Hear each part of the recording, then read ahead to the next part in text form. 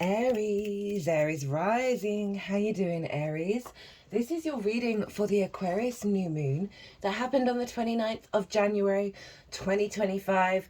Apologies for this happening after the event. I'm recording this on Thursday, the 30th, Jupiter's Day, which is relevant to the astrology of this new moon. But you're not missing out on any of the messages that are coming through in this reading, because this is going to serve you for the next 6 months that takes you up to the Aquarius full moon. Ishala diala, dishana madoela madishani motoela, ena dishani moyana madianima. My name's Chloe. I work with card divination, astrology, and I channel multi-dimensional energy through my body. You just heard some vocal light language. You're seeing some physical light language, and all of this is bringing in healing, attunement, and activation codes to the messages that want to come through in this reading for you, my loves. At the time of recording this video, the ascendant is in Aries, so we're bringing in your big Aries energy. So an Aquarius new moon, the lunar new year, the Chinese new year. It's also when we have the cross-quarter fire festival of Imbolc. This is the midpoint between the Capricorn solstice and the Aries equinox. I've done a two-part series. First, I broke down one Chinese New Year wood snake, which we're in the year of the wood snake, numerology number 9 of the year 9, as well as the meaning of Imbolc, all in part 1 in reference to this Aquarius new moon and how it's all linked in together, and it's pretty wild. Part 2 is where I broke down the astrology of the new moon, the exact moment where all the celestial bodies are talking to each other, really deep dived into what's that activation code that forms through all of that communication. So I really broke down the astrology in a lot more detail in that collective reading, as well as pulled some collective tarot cards as well. Big channeled messages came through. I also talked about some Hermeticism and the Tao, these sort of universal principles, which is very Aquarian in nature, right? Sort of the universal truth of it all. Speaking of which, well, before I say that, if you want a deeper dive in this new moon, and it is the first new moon with Pluto, where Pluto's not going back into Capricorn. So it's really the first lunation with the longer transit of Pluto being in Aquarius. Pluto's conjunct this moon as well. So if you want to go into the weeds of it, go check out that 2-part series, because it's tying in some big energy of the year as well. Now, a little bit of housekeeping. From the new moon to the full moon in Leo on the 12th of February, all the readings are 50% off. I think that's uploaded onto the website. I'm going to double check after this video. I meant to do it beforehand. But if it hasn't, then just email me directly and we'll work through it. I've also set up a second YouTube channel. It's called Quantum Vibe Tarot. The link is in the description box, as well as the channel is linked into this channel on the home page. And that's where I'm doing more sort of timeless transmissions and activations. There's only 2 videos up at the moment. I will be doing one for the Virgo South Node and the North Node in Pisces, so 2 separate videos in that regard, which will be bringing in a frequency that helps us access the most integrated and expansive intention of that transit. So if you feel so inclined to go check it out, they're shorter videos, they're not fixed in this astrology like this channel. I'm on camera, I'm using a lot of decks. We're going through the meaning of it all very, very quickly to bring in a high vibrational transmission. Right, so my loves, Aquarius new moon. I read for the rising signs, so for those of you who don't have Aries in the first house, look to the house it does fall in your natal chart. Look to the themes of that house, and you want to apply those themes along with all the other meaning you've got going on in the sign of Aries. Aries to the messages that come through. It's as if that Aries energy, wherever it falls, has now energetically moved to the first house. So the astrology for the rising sign will always still link in. You've just got to add on your own natal chart meaning on top of it. For example, I've got Aries in the 9th house and my midheaven is there. So I'd apply all of that meaning to what comes through in this video. As always, take what resonates and leave what doesn't. So this new moon was happening in your 11th house, right? This is the house of good spirits. It's your hopes and dreams, friends, groups and alliances, and reaping the benefits of your 10th house, which is your life purpose / career. Career doesn't have to be life purpose. It can just facilitate it. So it's a house of good spirits. It's a great new moon. It's setting new intentions around those themes. Now, one of the core... There was 2 core energies that came through in the collective reading. Firstly, neutrality, not numbness. Aquarius is that sort of zoomed out higher perspective. There's an element of detachment to it. And that doesn't mean denying your emotional body or denying experiences. It's this cultivation of neutrality to whatever is going on in any given moment, right? Rather than trying to control it or have expectations or assumptions about what's going on. That zoomed out sort of collective universal truth of the egalitarian future thinking Aquarius energy is really calling us to be able to step into that neutrality at a higher level, which means any given situation, we're no longer in conflict with it. So then that's often when we start practicing that source comes in with its unconditional love, because you're no longer in resistance. The other core theme that came through, because this new moon is not only conjunct Pluto, but also Mercury, the messenger of the gods, is bringing up from Pluto, is getting a download, an activation code from Pluto that has been hidden within you, right? Pluto represents your root-id power, your magnetism. It can highlight distortions around control because Pluto inherently wants us to get neutral to the cycles of life, death, and rebirth, which we struggle with as a species. And so it can highlight and make big power dynamics, obsession, possession, all of that stuff get really loud, but it's only sort of wanting you, you've got bonus card. It's only really trying to get you back to a state of neutrality and being at peace with the flow of the universe. Now, so Mercury, the messenger of the gods, is bringing this resource within you that's always been there, that's coming to the surface, that's getting you in alignment with your root-id power and your magnetism to a universal truth. So that's what the oracle cards are going to be about, that we're pulling first, is what is the universal truth that this new moon is revealing to you, that you're then going to be working with over the next 6 months. Because that's being imprinted into the moon. And so this is really an alignment with our needs being met. How do we give and receive nourishment? Our intuition being heightened and in alignment. So this is all linked into your house of good spirits, right? Really raising those spirits up, finding that universal truth. Again, the neutrality can help us really get into that space.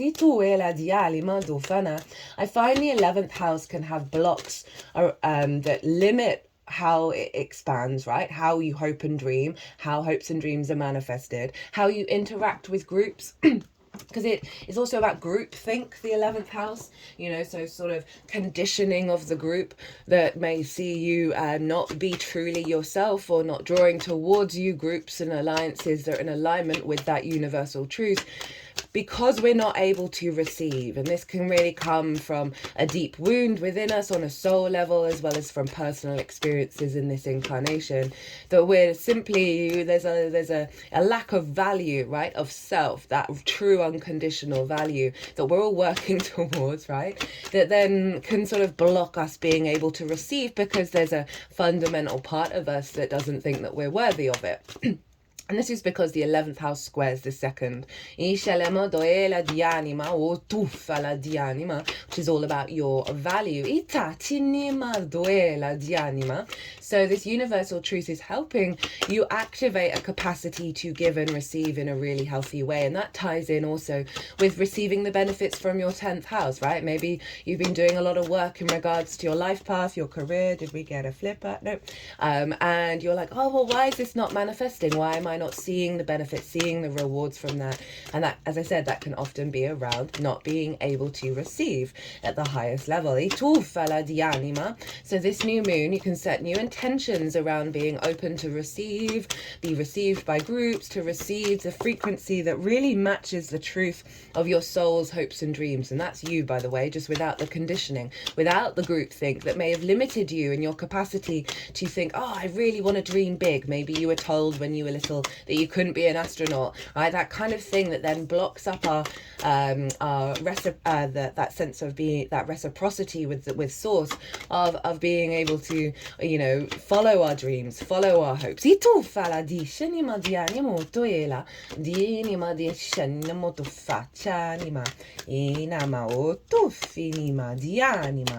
Ona dishenimo doela di anima. Dufala, there we go. Oh, you've got 2 bonus cards from both of the oracle decks. Ishelimo doela di atumana. So that is a fresh new energy coming in that you're then working with, of being able to be in your power, understand and perceive information. This could see you talking and communicating at a stronger level. Maybe you're seen as someone who has a great deal of magnetism in the way that you're communicating when you're hanging out with groups, when you're engaging with group activities. Pluto's trying to get you back to your power of being able to manifest your hopes and dreams, as well as being seen as someone with authority, with that power, with that magnetism in how you express yourself. So you might be having meetings at work and you're saying something over the next 6 months that then sort of switches on, you know, the people who are sort of working above you, who may, you know, the ones giving you the resources or the benefits, like that pay rise or that shift in your career path. All of a sudden they're like, whoa, wait a minute, now this person knows what they're talking about. We really like the vibe that they're bringing. They're bringing in some good spirits. So they're giving us a level of confidence in how they're able to move forward in their career, in that sense of visibility and reputation. Now,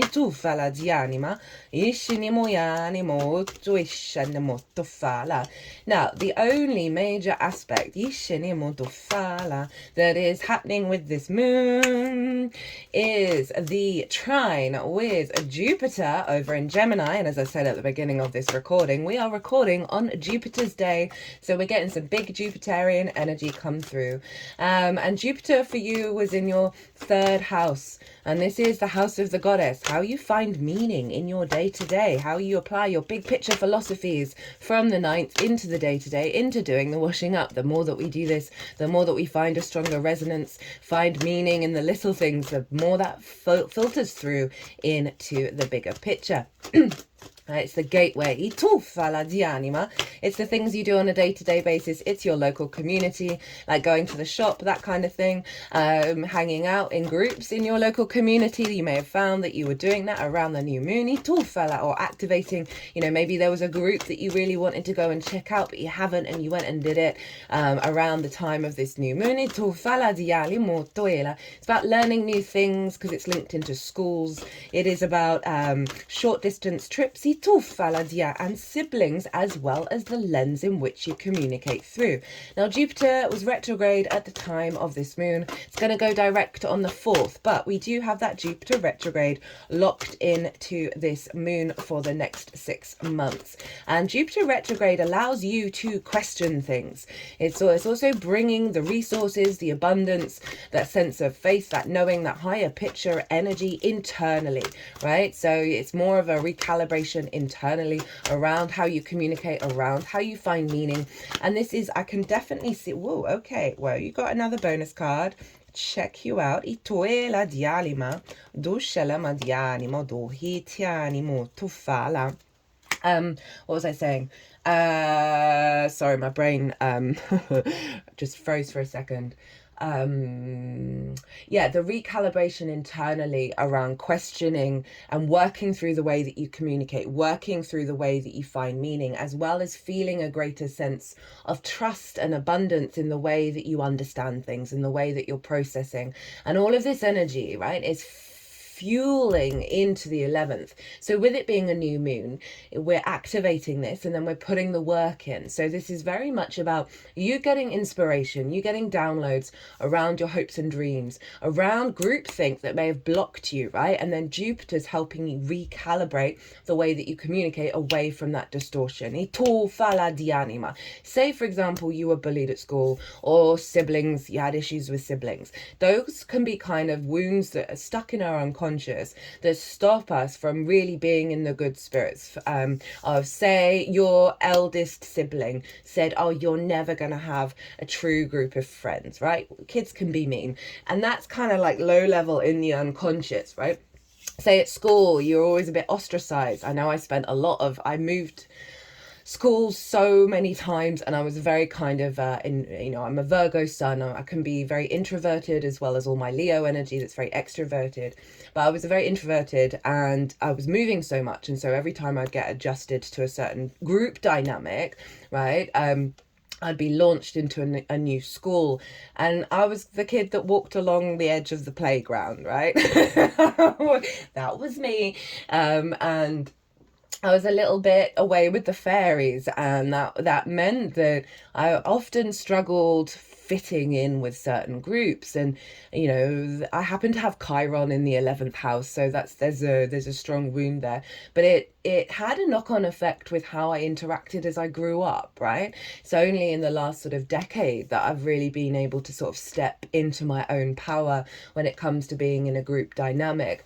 It's involved a lot of inner work, and so this energy is really helping you. If you're resonating with any of that, it's really going to help you shift into a new paradigm that's allowing you to be confident being your unique self. It's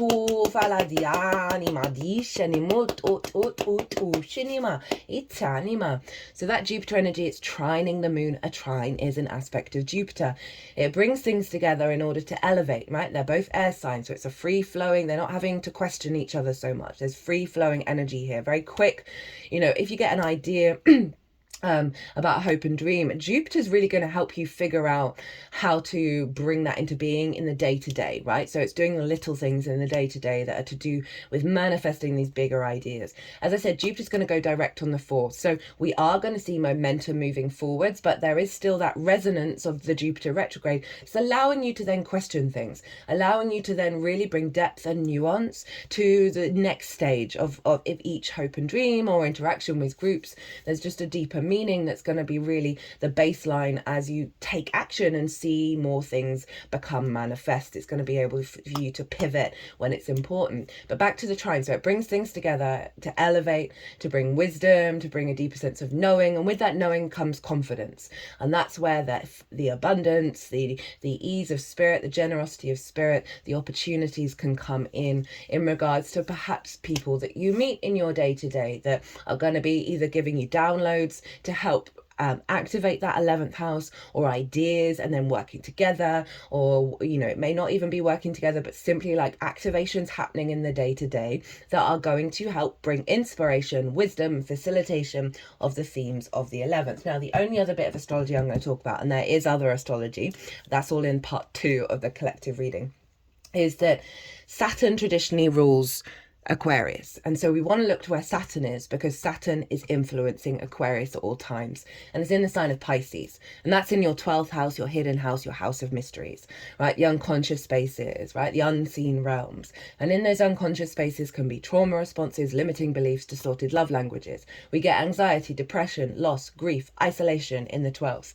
All of that good stuff, right? But underneath all of that is the magic of your soul. Pisces is your power up, right? And it's the cosmic joke from the cosmic troll that is the cosmic universe to put your magic of your power up underneath all of the layered conditioning in the unconscious realms, right? So that's why you see in so many traditions that the inner work is the way forwards.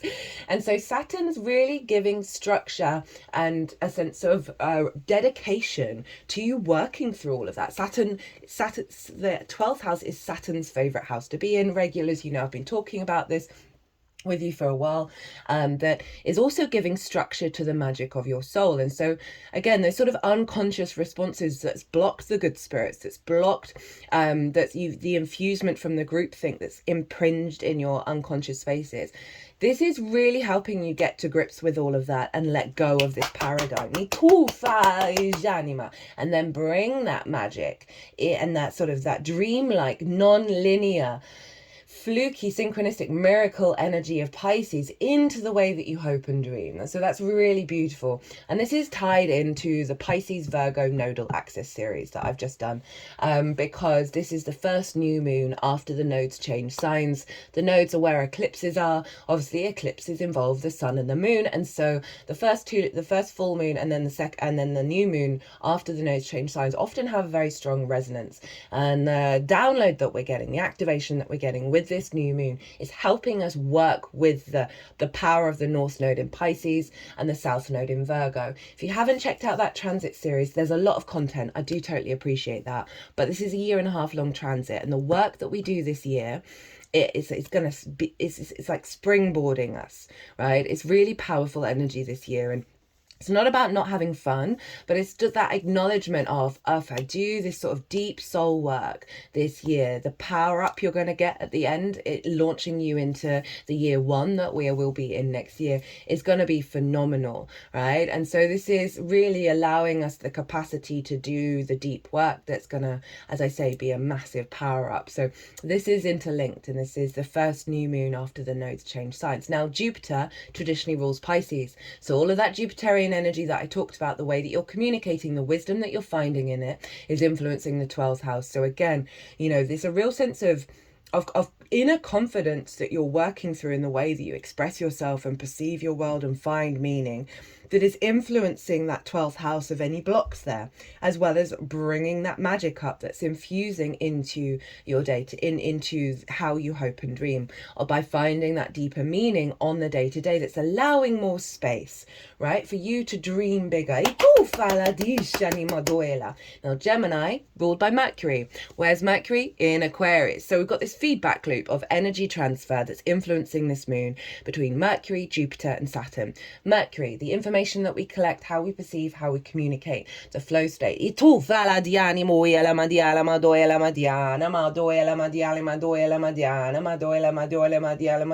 fascinating. Since I've done the Pisces Virgo transit during that and this one, the channeling that I'm doing is very mantra like, right? It's this acknowledgement of the importance, of the resonance of repeating powerful mantras that then recalibrate our frequency, right, Aquarius, of how we perceive the world. Anyway, Mercury, all of that good stuff. Jupiter, again, the bigger picture, the faith, the abundance, the feeling good, the longer term plans of abundance. Saturn, how you build your integrity, your commitment, your legacy. So all of this is infusing into this moon. Right, all the cards are out. That's all the astrology I'm going to talk about. Let's get in with your 4 cards, Aries, big bonus energy. Of what is this universal truth that is being imprinted into this new moon for you. So from the Sacred Geometry Activation deck, we have the Cosmic Flower and the Heart Chakra. So Itala, okay, they're wanting me to read the Heart Chakra first. Ituela di anima, dushinima di animo dofana, yenama doishinimoyanama. Di anima. The frequency of the heart chakra, the green flower of life, supports our capacity to love deeply and unconditionally. Its healing properties harmonize the mind and the body. The flower of life is a geometric shape recognized by many cultures all over the planet. It consists of 13 equal circles that intersect at the middle of each circle, creating a perfectly proportioned flower as a symbol of the flower of life. Represents the universe as a whole, as well as the harmony in which all the separate components of the universe work together. This beautiful pattern is often used to indicate our understanding of our connection as humans and spiritual beings to the whole. The colour green is associated with the fourth or heart chakra. It's linked to our capacity to love and feel compassion. This applies to our ability to love one another as well as our ability to love ourselves. The heart is located at the centre of our physical bodies. Likewise, the heart chakra is located at the centre of the chest and mediates between the lower physical and the higher spiritual planes of being. Green is the colour of nature and earth, and it is a healing colour that balances and harmonises the connection between the mind and the body. Its sense is touch. And this feels very much in regards to what I was saying about the wounds around being able to receive, because we don't love ourselves unconditionally, usually coming from various situations in our life, right? It's toela di anima or toela. So you're activating your heart for your heart to dream, right? And allowing your heart to guide you around how you manifest your hopes and dreams, how you connect to groups. So stepping more into that heart space when you're interacting with people, seeing source within all of them rather than, oh, they're not doing this or they're behaving like this. So it's really bringing a deep empathy to the group dynamic as well. And so for some of you, this may be linked into your path around doing healing work for the group through your healing of self. Wounds around the heart that have blocked you from receiving the benefits from your 10th house, right? And how you express and communicate yourself and find meaning in the day-to-day with that Jupiter energy going on. That's very powerful and interesting. It talks about the body. You've got Taurus in the 2nd house, which is what I said, that because it squares the 11th, there can be restriction around being able to receive those good spirits because we don't value ourselves unconditionally, which your sense of value comes from the 2nd house, which is your physical vessel. For some of you might want to do some more physical movement or intentions or guided meditations with your body to let some of this blocked energy come out and really send love back through into your heart chakra. And then we've got the cosmic flower. This is a 9 card as well, and we are in a year 9. The frequency of the cosmic flower activates our remembrance of the place we call home. This might be linked into soul family coming in. The core from which we pour our magnificence out into the world. Like the flower, some of you having a home might be a hope and dream.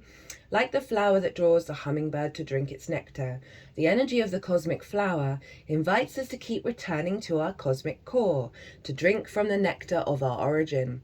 Like the tiny bird, yet greatly skillful, we need to recognize that in order to be our highest expression here on earth, we need to check in with our home base, our source, often.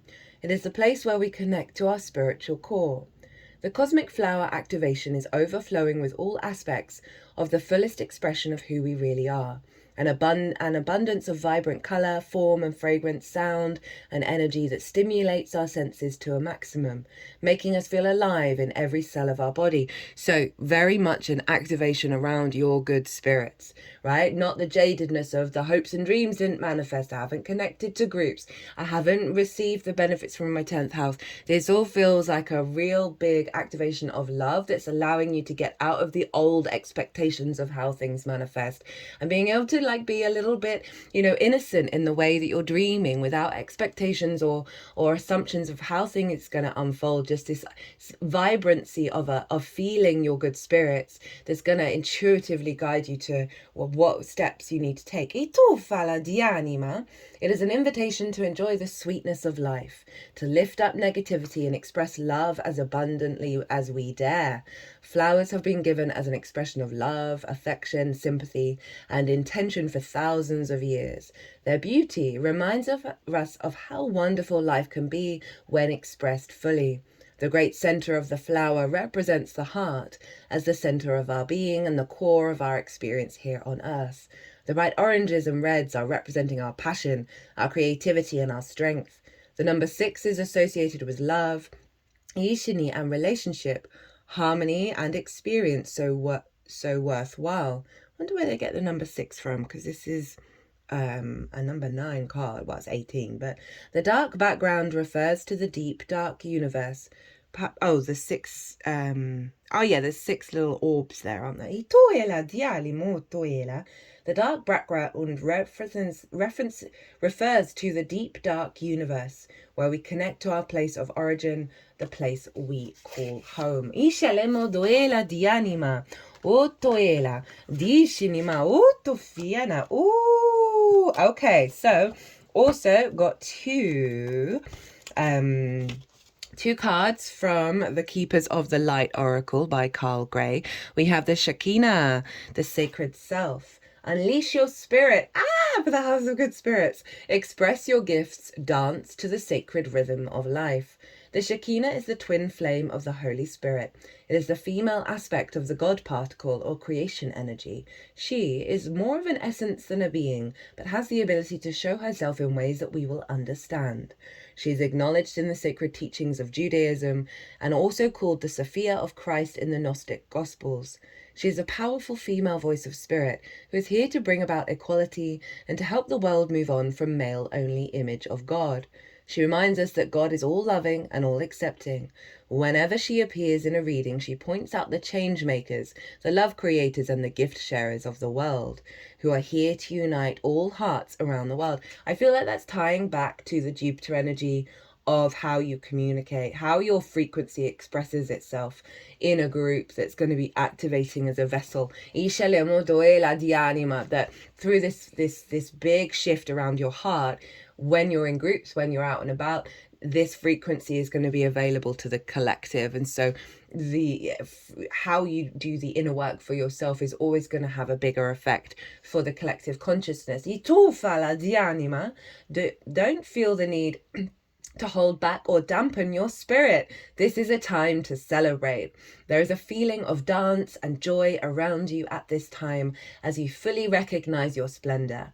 You are a sacred being who defies gravity every day just by being alive and brings a sense of balance and equality to the world. Shanama, diani muyana, diani motoela, di atiani motofiana. Next up, you've got another big feminine energy come in. By the way, that is not sex specific. We have these within all of us. There are 6 yin signs and 6 yang signs. It's unavoidable. Mother Mary, love and peace. Let go of the need to be right. Choose peace. Mother healing is possible at this time. Now, Aquarius can be very stubborn, okay? It's a fixed sign. I say that my chart is mostly fixed, that this can be highlighting perhaps when you're in a group and you just feel the need to be right all the time, right? You're like, well, my perspective is better than all of yours. You've all got to conform, right? Aquarius can be quite dominating in that way. So there's something here, if you're resonating with it, that allow the I am of everybody else, right, Aries? That the I am mantra is going to be very, very loud. It's linked into Neptune moving into your sign of understanding your own power and the power of everybody else. So we're not here to change people's minds. We're not here to dominate. That can be the Pluto Mercury energy in the 11th, right? Where you might just find that those situations come up because they're getting you back to peace. They're getting you back to empathy, compassion. Not everyone's on the same spot as you are. Diana, Mary, the mother of Jesus, is one of the best loved saints, masters and guides of the world. Although she has had a huge part to play in the Catholic faith, she can bring faith, peace and love to anyone who calls on her. She is the saint of the people. She works directly with the angels of peace to bring healing to the world, particularly where there is conflict, and is dedicated to supporting children and mothers. She is the spiritual embodiment of unconditional love and acceptance. So they're really doubling down on this inner peace within you, that you're going to be this is activating, this has always been within you, that you're able to then bring this for yourself, so you step into good spirits, you find more resonance and connection, as well as that frequency then transmuting into the group. It's time to let go of conflict or the need to be right. The more you fight for the point you want to prove, the unhappier you will be. Pointing out the mistakes or mishaps of others just blocks the road to love in your own life. That is something that I've been learning very, very strongly for a while now. My Virgo sun hypercritical, right? Of self and sometimes of, well, quite used to be very often of others, because it was just this frustration of how people aren't in observer state of their own self. And I realized it was with the eclipse last year in Aries that it got really loud around that time. That when I just let go of that, because you're holding on to it, you're holding on to somebody's shadow, and that came through in the Pisces oracle reading. Stop it. And I say that because I say stop it to myself, right? Let that go. And the more that I've done that, and I've seen it time and time again, the more any kind of like, you know, the brain really feeds on the cortisol, and that's when we're all in judge mode. When you let that go, the amount of times that whatever the person or the situation was where I was in judgment mode, that would shift. I didn't have to do anything about it, right? And obviously it's only going to shift when it's in the highest good of all. Mary, the divine mother of acceptance, is with you now, encouraging you to forgive. Forgiveness is not about letting anyone get away with their bad choices, but choosing to create your own happiness. Mother Mary also brings healing to you and your mother. If you miss her or are out of contact with her or have an old trauma that needs healing, know that Mary's miraculous light is here now to wash away the darkness. Ooh! Well, Aquarius, okay. Tu fala di animo duela. Discelimo du fatinima. So let's get into your tarot. I can't remember what any of them are. This is the challenge, right? This is the challenge that we've got to work through in order to bring this through our higher level. And we've got the death card, right? So this is the challenge, is to let go of things that have had an authority over you, whether that's your idea of your own authority, as well as those deeper wounds, right, that may have been blocking you being able to receive. We've got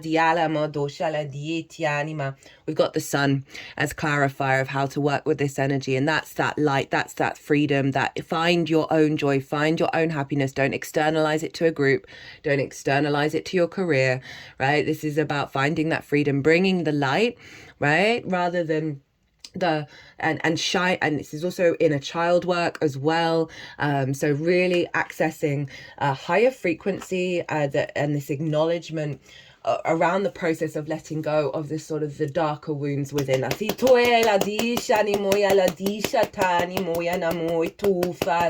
Right, as I said, fixed energy can be very stubborn, right? Can struggle, even though Scorpio is letting go. It's a Scorpio card, but Scorpio can just be a constant state of letting go, and that can be within itself fixed and stubborn. When actually sometimes it needs to access other energy. Now this is really doubling down on that release around certain core perspectives and principles within you that just don't serve you anymore in how you're operating, right? That good spirits, the sort of the flow state, the freedom energy, can feel a little, ooh, that seems silly, right? We're getting out of our mindset of the sort of the delusional Neptunian North Node energy right now of the miracles of it all, right? We're allowing our faith to come in, right? And so it's bringing in a different frequency that's wanting you to get a little more lightness of being, to allow the shifts and changes to happen in your heart, right? So you might want to do some big heart energy around your inner child as well. Right, how to work with this energy. We've got the 10 of Wands, that's both upright and in reverse, the 7 of Pentacles, the King of Wands, and the Emperor. Big fire energy, Aries. So they're wanting you to embody a different mentality, right? Because the 10 of Wands, it's not fully upright, but it's not fully reversed. And this is the weight and the burden of existence, of not being able to enjoy the ride, because this figure can't even see that it's a beautiful day. Tu fala di anima, disciani molto ela, diani molto ela, diani moyala, disciani molto fiala. Anima or tufana. So they can't, they're hunched over. This is the beast of burden kind of energy. You're always putting in the work, but you're not feeling things manifest, right? That it's a drain, it's exhausting. So it's halfway up, halfway down. So it's saying this is the acknowledgement of the transition into reverse, because we then got the 7 of Pentacles, which is doing the work every day, to tend to these new seeds, to this frequency, right? And honoring that it does require commitment. It does require diligence every day to reorientate yourself back through the heart, back to the sun, right? Rather than, oh God, it never turns out, it never works out well. So it's really saying the work that you do now from this new moon, the seeds that are being planted, how you tend to them on a day-to-day basis is going to create a frequency around good spirits. Interestingly, I was just talking to the person that I live with this morning, and we were both sort of noticing how we're kind of embodying the happy Buddha energy at the moment, right? It doesn't really matter what's going on. We're able to laugh all the ridiculousnesses, all the things we may have then judged ourselves for thinking or feeling or behaving like. We're now finding the laughter there. It's not that we're going to then keep repeating them, but it's not the shame, it's not the weight, it's not the burden. And that's through very diligent practices of finding the silver lining, finding the beauty in something, the good, the bad, the beautiful, and the ugly, very full energy. That's then led to this cultivation of immediate happiness and joy and laughter when it would have been, right? So it's a daily practice. And then we got the King of Wands. And so this is your embodiment of self. They're saying, do the practice through the sense of self, through how you take actions and deeds and perceive how you move through the world, right? Very mature energy here. So they're saying, think about the longer term picture rather than the immediate impulse to rage, right? Right? Rather than if there are going to be setbacks, rather than falling back into the pit around things of how manifesting, get back into your instincts, right? Clear it in your instincts that are in alignment with your longer term picture, your bigger manifestations, right? Rather than, oh, this hasn't worked out right now, I'm angry about it, right? I'm frustrated.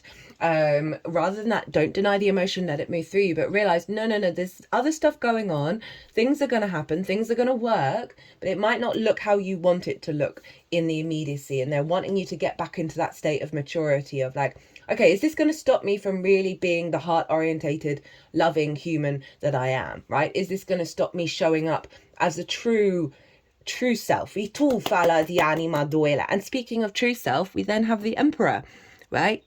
This is all you. This is your card, Aries, right? This is this sense of the King of Kings, right? The Emperor knows its own divinity, right? And this is all about knowing your own divinity, being open to receive, giving from a place of love, believing that Source has got your back and will provide when you are in your truest heart, instinctive energy. So this is really saying you do these stages, you're going to be activating a higher level of your Emperor energy, where you trust in your movements through the world. You're trusting in who you are because it's coming from a very heart-centered, orientated place that is allowing you to be yourself, to be confident being yourself, rather than that sort of fixed conditioning that we can have.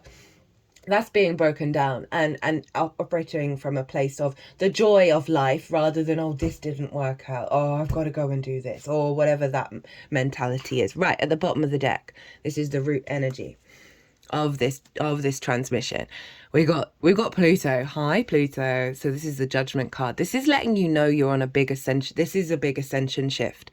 It does require the work with that Seven of Pentacles, but there is an ascension shift happening. These are the dead. These can be old versions of you, ancestors, past life energy.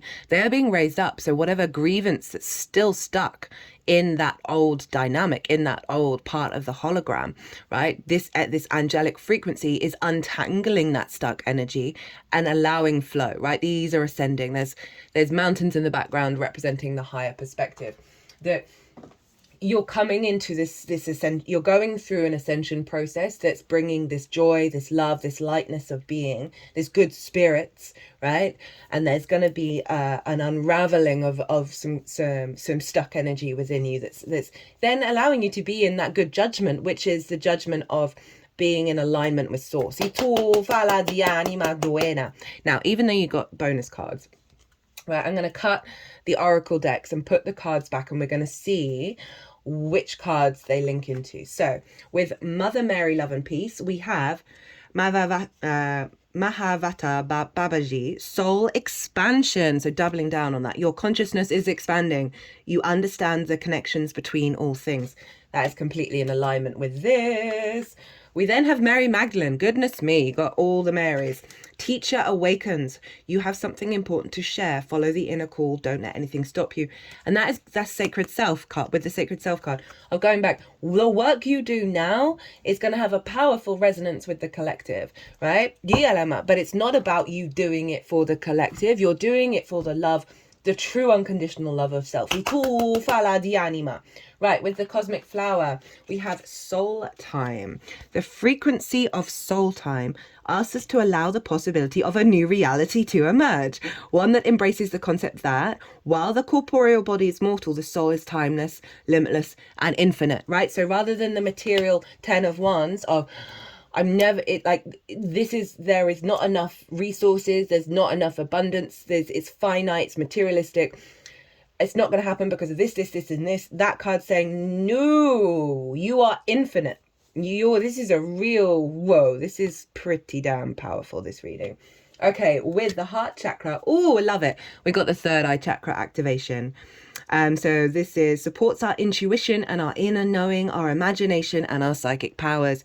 Again, excuse me. Oh, daisies. Tying in with that Jupiter in your third house of communication, that deeper inner knowing, that deeper inner wisdom.